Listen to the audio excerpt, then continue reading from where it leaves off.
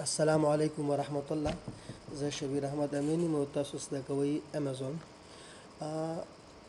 موږ دا خبره کړې وه چې موږ سره فري ایکسټنشن چې کوم دي هغه موږ سره په پراډکټ هانټینګ کې اساني راولي او موږ سره په پراډکټ هانټینګ کې کومک کوي.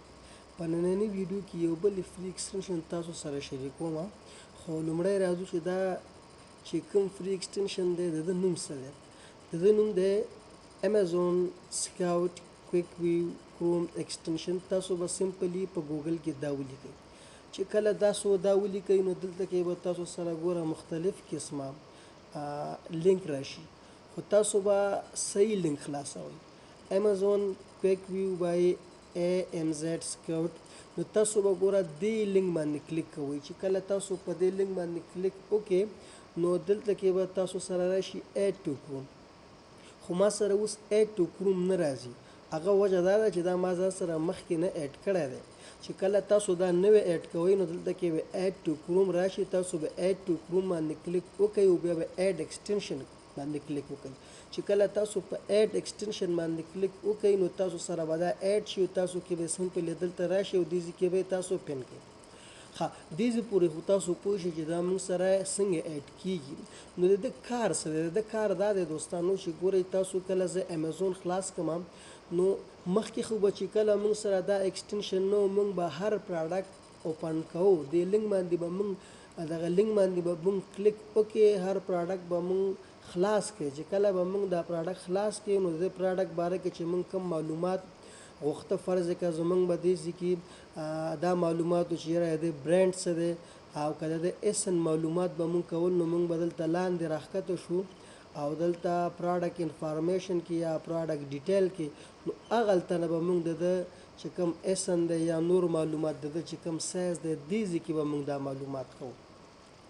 ګورې دلته چې کله زه د اوس اسن معلومومه یا د چې کوم زه بیسار معلومومه نو ما اول پراډکټ اوپن کړ. چې کله ما پراډکټ اوپن کړ نو د اوپن کولو نه وروسته به دې پسې زه ګرځېږم. ما تاسو ته ویلو چې دا پراډکټ انفارمیشن یا پراډکټ ډیټیل به موږ پیدا کوو. دغه دی ګوره پراډکټ ډیټیل یا پراډکټ انفارمیشن. نو دې ځای کې پراډکټ چې کوم ډایمنشن دی، د ده چې کوم مینوفیکچرر دی، د ده چې کوم بیسټ سیلر رینک دی، اسن نمبر، دا او دې ته ورته نور معلومات چې کله د یو پراډکټ مونږ پیدا کوو نو مخکې به مونږ پراډکټ اوپن کول. خو کله چې مونږ سره دغه چې کوم فري ایکسټنشن ما تاسو ته وښوده چې کله دا مونږ ځان سره اډ کې نو اوس دې ته ضرورت نشته دی چې مونږ پراډکټ اوپن کړو او بیا ورپسې وګرځېږو. کله چې ګوره مونږ اني پراډکټ ګوره دې ځای کې زه اوس راځم دا بیسټ ګوره مونږ سره دا پراډکټ دی، دا ما نه دی اوپن کړی ګوره، خو د دې پراډکټ لاندې ګوره دا معلومات مونږ سره د بیکس کې ګوره دا ښیي. دا کوم معلومات چې دلته د بیکس کې ما سره ښودل کېږي دا د دې ایکسټنشن له وجې ښودل کېږي. ګورئ دلته زما دا کرسر ته تاسو وګورئ دلته چې کومه نښه ده او تاسو بیا راشئ دې ځای کې چې ما سره بله کومه نښه ده دا نښه مطلب دا دی کوم بیکس چې هلته راغلی دی دا د ایکسټنشن د وجې راغلی دی.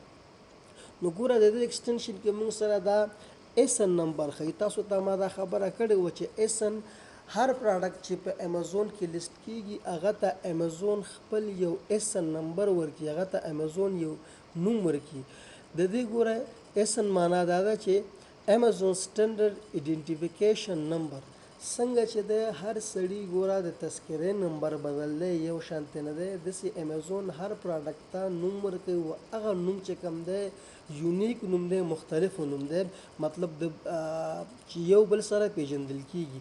ګوره دلته موږ سره د اسن نمبر راغی، همدا راځي د برانډ نوم راغی چې دا مطلب د ده کوم برانډ دی، دې کې ورسره څومره مارجن دغه کېږي پاتې کېږي، د ده سایز او همدا راځي د ده کم ډیټ باندې دا لانچ شوی دی او د ده مطلب وزن وایټ څومره دی. دا هر یو پراډکټ سره راځي. ګوره ما بیا خبره تکرارا کوم چې موږ پراډکټ نه دی اوپن کړی او دا موږ سره راځي، دا د ایکسټنشن له وجې راځي. او په دې کې د ټولو نه خوندوره خبره دا ده هغوی چې بالخصوص پرایویټ لیبل کول غواړي. ګوره چې کله په دغه ځای باندې زه ودرېږم نو موږ سره فاردر دا پکچر باندې چې زه کله ودرېږم ګورم د ده فاردر چې نور کوم معلومات دي ګوره هغه معلومات دلته ماله ښیي، الان کې دا پروډکټ ما نه دی اوپن کړی. صحیح. او بله خوندوره خبره پکې دا ده چې کله یو څوک غواړي چې هغوی پرایویټ لیبل کول غواړي، فرض که یو څوک پرایویټ لیبل کول غواړي او همدغه پروډکټ دی غواړي چې یاره د سورس یې کړي علي بابا نه، نو دا به ورپسې کوم ځای ته ګرځېږي؟ نو اسانه خبره دا ده دې ځای کې ګوره ما سره یې څه لیکلي دي فایند سپلایر آن علي بابا.